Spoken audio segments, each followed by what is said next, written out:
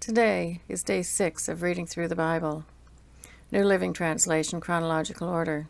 Today's scripture is from the book of Genesis. Genesis chapter 18, starting at verse 1. Heading, A son is promised to Sarah. The Lord appeared again to Abraham near the oak grove belonging to Mamre. One day Abraham was sitting at the entrance to his tent during the hottest part of the day. He looked up and noticed 3 men standing nearby. When he saw them, he ran to meet them and welcomed them, bowing low to the ground. "My lord," he said, "if it pleases you, stop here for a while. Rest in the shade of this tree, while water is brought to wash your feet. And since you've honored your servant with this visit, let me prepare some food to refresh you before you continue on your journey." "All right," they said. "Do as you have said." So Abraham ran back to the tent and said to Sarah, "Hurry, get 3 large measures of your best flour, knead it into dough, and bake some bread." Then Abraham ran out to the herd and chose a tender calf and gave it to his servant, who quickly prepared it. When the food was ready, Abraham took some yogurt and milk and the roasted meat, and he served it to the men. As they ate, Abraham waited on them in the shade of the trees. "Where is Sarah, your wife?" the visitors asked. "She's inside the tent," Abraham replied. Then one of them said, "I will return to you about this time next year, and your wife, Sarah, will have a son." Sarah was listening to this conversation from the tent. Abraham and Sarah were both very old by this time, and Sarah was long past the age of having children. So she laughed silently to herself and said, "How could a worn-out woman like me enjoy such pleasure, especially when my master, my husband, is also so old?" Then the Lord said to Abraham, "Why did Sarah laugh? Why did she say, 'Can an old woman like me have a baby?' Is anything too hard for the Lord? I will return this time next year, and Sarah will have a son." Sarah was afraid, so she denied it, saying, "I didn't laugh." But the Lord said, "No, you did laugh." Heading, Abraham intercedes for Sodom. Then the men got up from the meal and looked out toward Sodom. As they left, Abraham went with them to send them on their way. "Should I hide my plan from Abraham?" the Lord asked. "For Abraham will certainly become a great and mighty nation, and all the nations of the earth will be blessed through him. I have singled him out so that he will direct his sons and their families to keep the way of the Lord by doing what is right and just. Then I will do for Abraham all that I have promised." So the Lord said to Abraham, "I have heard a great outcry from Sodom and Gomorrah, because their sin is so flagrant. I am going down to see if their actions are as wicked as I have heard. If not, I want to know." The other men turned and headed toward Sodom, but the Lord remained with Abraham. Abraham approached him and said, "Will you sweep away both the righteous and the wicked? Suppose you find 50 righteous people living there in the city. Will you still sweep it away and not spare it for their sakes? Surely you wouldn't do such a thing, destroying the righteous along with the wicked. Why, you would be treating the righteous and the wicked exactly the same. Surely you wouldn't do that. Should not the judge of all the earth do what is right?" And the Lord replied, "If I find 50 righteous people in Sodom, I will spare the entire city for their sake." Then Abraham spoke again, "Since I have begun, let me speak further to my Lord, even though I am but dust and ashes. Suppose there were only 45 righteous people rather than 50. Will you destroy the whole city for lack of 5? And the Lord said, "I will not destroy it if I find 45 righteous people there." Then Abraham pressed his request further. "Suppose there were only 40. And the Lord replied, "I will not destroy it for the sake of the 40. "Please don't be angry, my Lord," Abraham pleaded. "Let me speak. Suppose only 30 righteous people are found." And the Lord replied, "I will not destroy it if I find 30. Then Abraham said, "Since I have dared to speak to the Lord, let me continue. Suppose there are only 20." And the Lord replied, "Then I will not destroy it for the sake of the 20. Finally Abraham said, "Lord, please, don't be angry with me if I speak one more time. Suppose only 10 are found there." And the Lord replied, "Then I will not destroy it for the sake of the 10. When the Lord had finished his conversation with Abraham, he went on his way, and Abraham returned to his tent.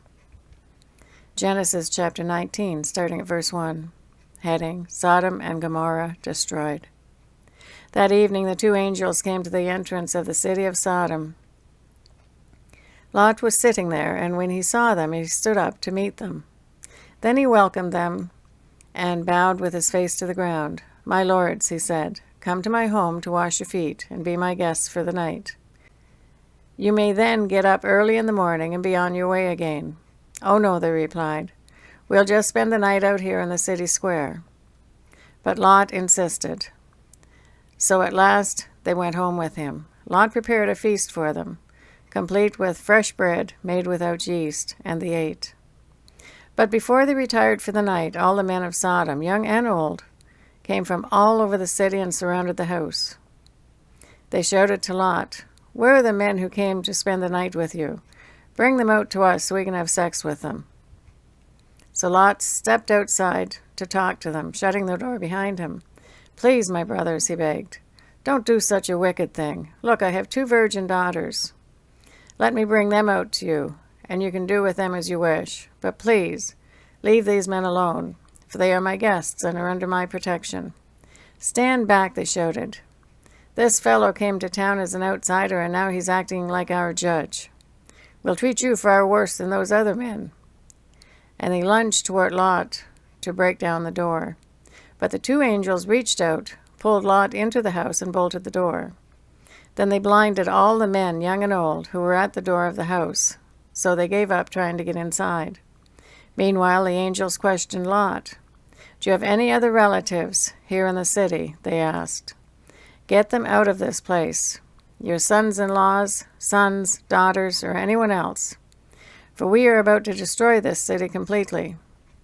The outcry against this place is so great it has reached the Lord, and he has sent us to destroy it." So Lot rushed out to tell his daughters, fiancés, "Quick, get out of the city. The Lord is about to destroy it."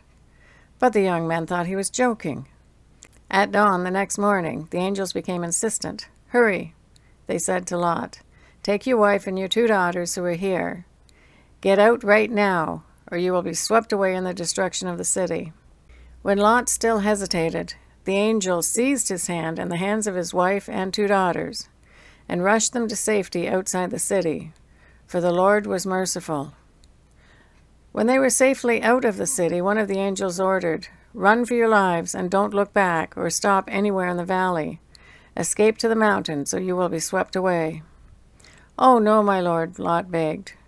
"You have been so gracious to me and saved my life, and you have shown such great kindness. But I cannot go to the mountains. Disaster would catch up with me there, and I would soon die. See, there is a small village nearby. Please let me go there instead. Don't you see how small it is? Then my life will be saved." "All right," the angel said, "I will grant your request. I will not destroy the little village, but hurry. Escape to it, for I can do nothing until you arrive there." This explains why that village was known as Zoar, which means little place. Lot reached the village just as the sun was rising over the horizon. Then the Lord rained down fire and burning sulfur from the sky on Sodom and Gomorrah. He utterly destroyed them, along with the other cities and villages of the plain, wiping out all the people and every bit of vegetation.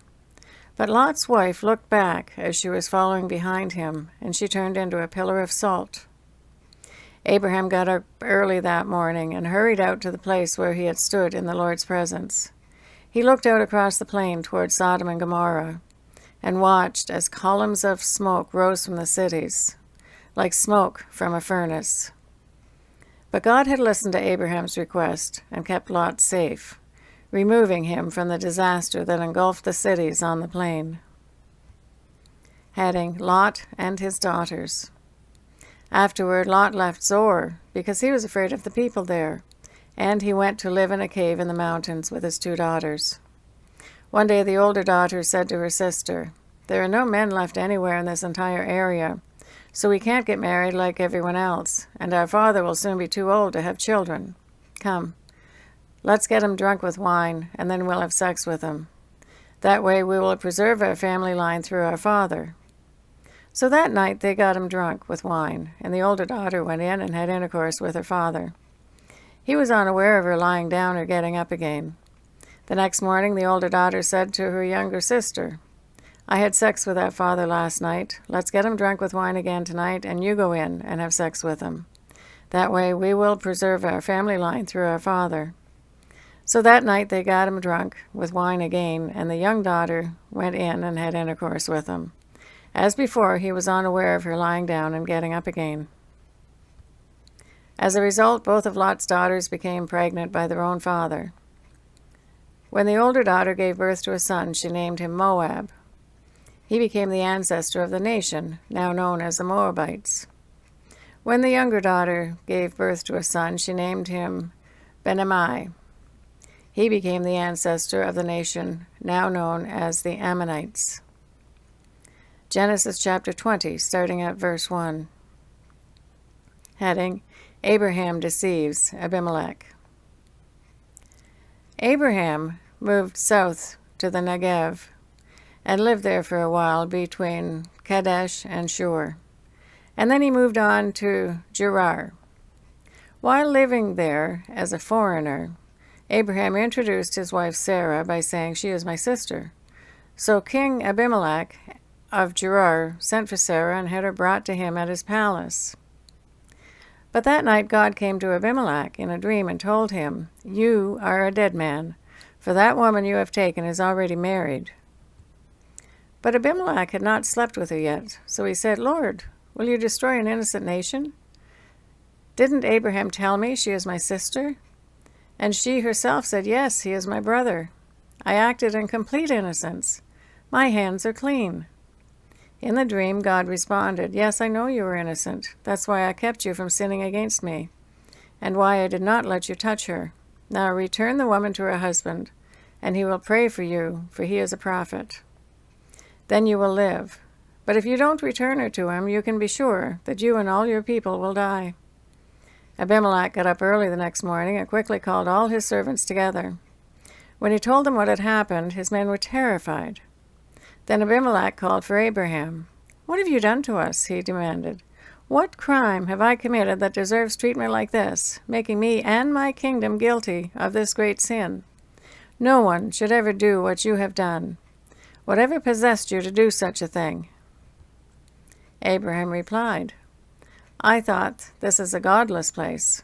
They will want my wife and will kill me to get her. And she really is my sister, for we both have the same father, but different mothers. And I married her. When God called me to leave my father's home and to travel from place to place, I told her, 'Do me a favor. Wherever we go, tell the people that I am your brother.' Then Abimelech took some of his sheep and goats, cattle, male and female servants, and he presented them to Abraham. He also returned his wife, Sarah, to him. Then Abimelech said, 'Look over my land and choose any place where you would like to live.' And he said to Sarah, 'Look, I am giving your brother 1,000 pieces of silver in the presence of all these witnesses. This is to compensate you for any wrong I may have done to you. This will settle any claim against me, and your reputation is cleared.' Then Abraham prayed to God, and God healed Abimelech, his wife, and his female servants, so they could have children. For the Lord had caused all the women to be infertile because of what happened with Abraham's wife Sarah. Genesis chapter 21, verses 1 to 7. Heading: The birth of Isaac. The Lord kept his word and did for Sarah exactly what he had promised. She became pregnant, and she gave birth to a son for Abraham in his old age. This happened at just the time God said it would. And Abraham named their son Isaac. 8 days after Isaac was born, Abraham circumcised him as God had commanded. Abraham was 100 years old when Isaac was born, and Sarah declared, "God has brought me laughter. All who hear about this will laugh with me. Who would have said to Abraham that Sarah would nurse a baby? Yet I have given Abraham a son in his old age." That is the reading for day 6, reading through the Bible.